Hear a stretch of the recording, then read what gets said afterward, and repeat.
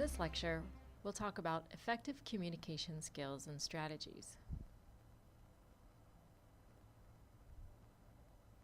We'll briefly discuss what we mean by the trust-based communication. We'll review the ADAPT questioning sequence, and then discuss listening techniques. So the trust-based sales communication means a collaborative and two-way form of communication. It allows buyers and sellers to understand the need situation and work together to create the best response for resolving customer needs. Besides that, a trust-based sales communication style means that the salesperson is talking with a customer and not at them. The goal is working together to co-create the best way to resolve customer needs.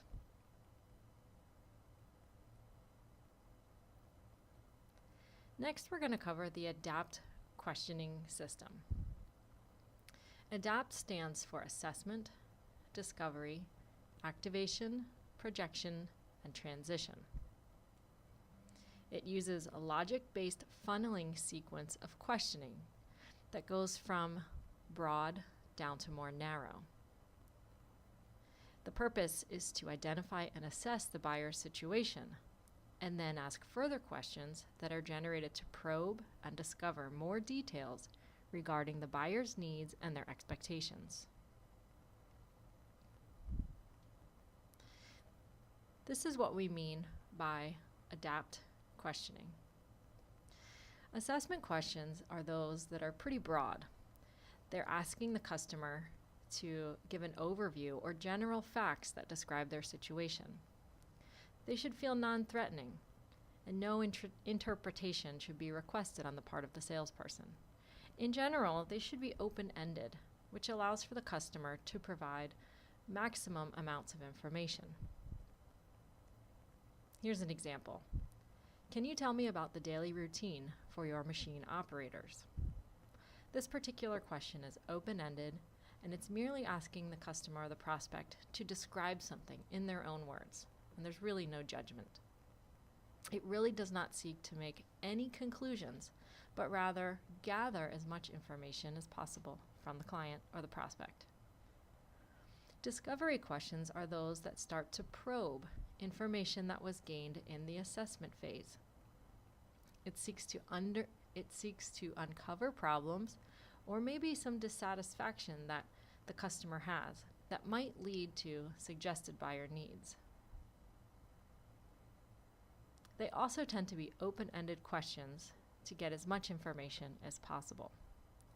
So think about it this way. The purpose is to take the assessment response and drill down and probe deeper.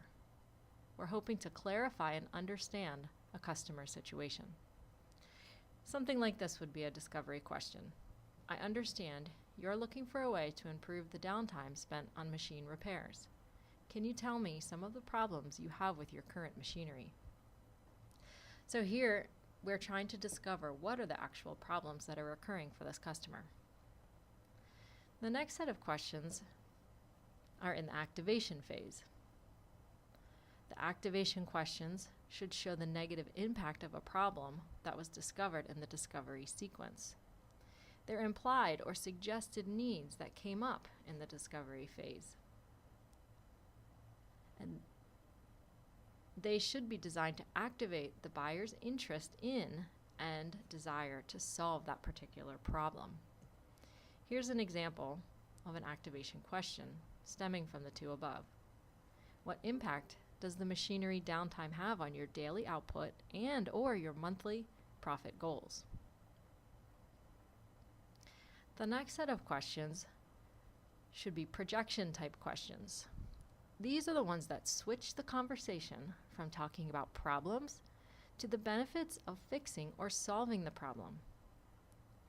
In this case, the buyer will often convince themselves that a solution is warranted. And it's good for the salesperson because this can help reduce objections that may come later. So projection questions might ask the customer to think about what their life or workday would be like without the problems. And here, the buyer is the one who establishes the value of finding, funding, and implementing a solution. Here's an example of a projection question stemming from the ones above. If your machinery downtime was reduced immediately by 50%, what impact would this have for you on production and revenue? This type of question immediately makes the prospect think about what the potential upside is to investing in a solution. In this particular case, we're focusing on production, which is efficiency-based, and revenue, which most companies care a lot about. The last sequence of questions should be transition questions. They confirm the buyer's interest in solving a problem, and then we'll transition to presentation of a solution, meaning that the salesperson now has a chance to present their products or services to the client or the prospect. Here's an example of a transition question. If I can demonstrate how our company ensures that the machines are reliable and the extent to which our products are serviced for our customers, would you be willing to explore some of the benefits it could have for your company? This particular question is asking for a commitment to a next meeting and helping transition from exploring the buyer's problems and their needs into ways that the salesperson's company can help solve those problems.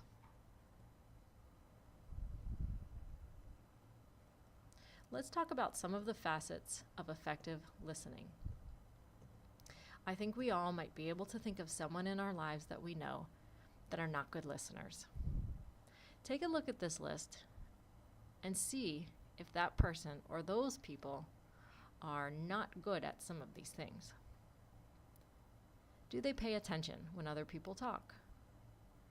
Do they monitor and pay attention to some of the nonverbal communication cues that the person they're speaking with might be giving off? Do they paraphrase and repeat something that the other person has said in order to confirm the meaning? Are they able to listen without making assumptions or jumping to conclusions? Do they encourage the other person to talk rather than wanting to talk a lot themselves? And do they speak in a way, or do they listen in a way that helps them visualize what the other person is saying? Good listeners tend to have all of these particular qualities. They pay attention, they monitor the nonverbal cues, they paraphrase and they repeat what has been said to them. They don't make assumptions and jump to conclusions. They encourage the other person to talk, and they are able to visualize what that person is saying.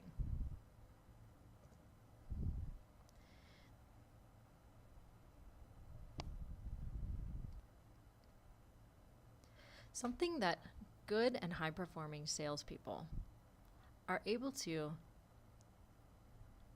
really excel at is what we call active listening. Active listening is the cognitive process of actively sensing, interpreting, evaluating, and responding to the verbal and nonverbal messages of current or potential customers. There's 4 main phases to active listening. The first one is what we call sensing. It's not just hearing what the person is saying. It's hearing but also seeing. It's paying attention to both verbal and nonverbal parts of a message. It doesn't occur without practice, and it really shouldn't be taken for granted.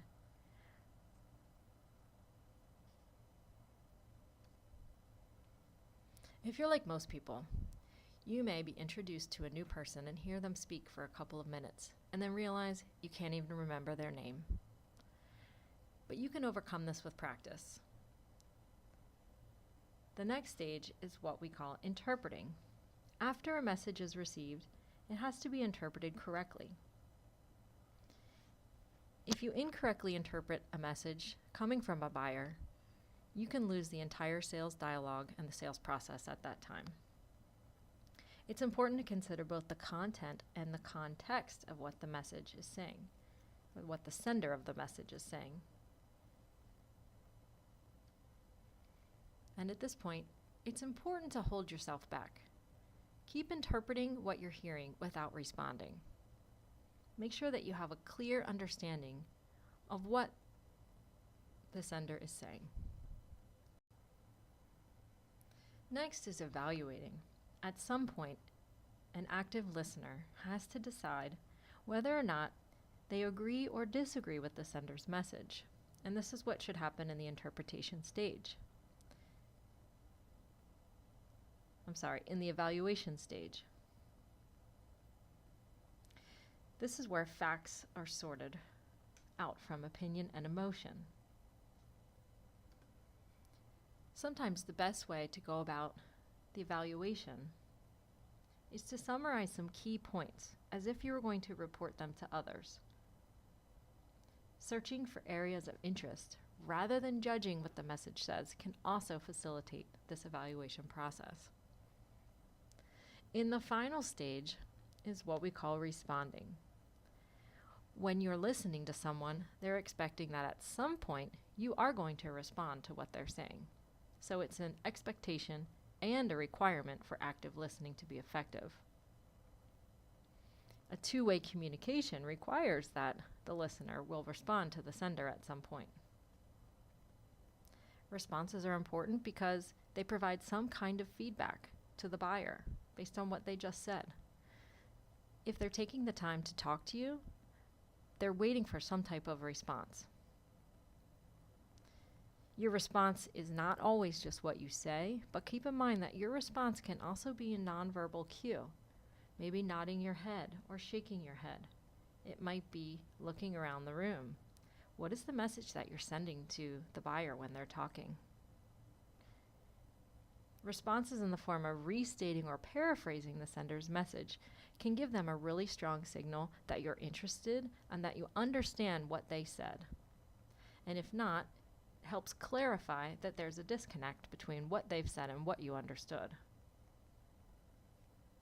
Asking questions in the response phase can be a really good idea too. It can elicit additional details and clarification about something that the buyer said.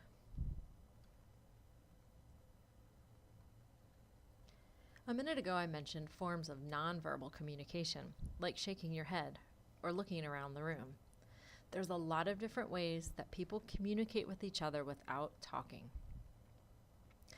One of the things that people do, usually subconsciously, is they change their facial expression and they change their eye movements in response to listening. Some of your facial expressions may not actually convey what you're thinking. The placement and movement of your hands, arms, head, and legs are also common forms of nonverbal communication. Some of these forms of communication can be interpreted either wrong or sometimes just offensive. Start to think more about what you do with your body parts when someone is talking to you. Body posture and orientation. If you're sitting up, leaning forward towards the speaker, the interpretation is that you're engaged and interested. People who tend to sit back and cross their legs and lean back in a chair are often interpreted as not very interested listeners. Proxemics. This is something that may differ depending on the culture or society in which you're doing business. We'll talk about proxemics a little bit in a second. Variations in voice characteristics. These are also considered nonverbal communication cues. Does someone speak very quickly? Do they pause, looking for some kind of response or effect? Pitch or frequency and intensity. People who tend to vary the pitch and intensity and the rate of speech tend to be able to gather more attention from their listeners because they're creating a more interesting communication.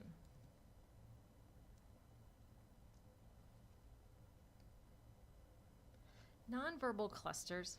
What this means is gathering several different nonverbal communication cues and deciding what they mean. Here's an example. Assume that you're sitting at a dinner table with someone that you've just met. They start yawning, looking at their watch, and turning towards the door. but they haven't said anything. What's your impression of what they're feeling and thinking? My impression is that they're bored and they're hoping to leave soon.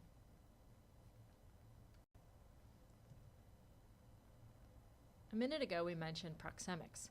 This refers to the personal space that people prefer in interpersonal communication. In this example, it's showing you that the closest space to a person is usually considered their intimate zone. Most people don't really want you within 0 to 2 feet of their own personal body space. This can be really uncomfortable.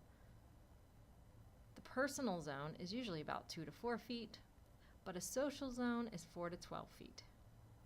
What's considered the public zone is beyond 12 feet. So where should the salesperson be? Some of this will depend on the culture in which the salesperson is operating. For the most part, the social zone in this particular diagram is where the salesperson should be. This zone is usually reserved for business and client relationships. The public zone is where people should be who don't want to interact with each other at all. The intimate zone is the zone really reserved for people who are the closest to that person. Friends, not necessarily, but family members.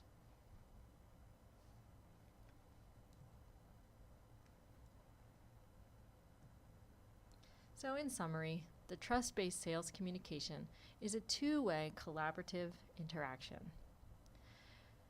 We talked about the ADAPT questioning sequence.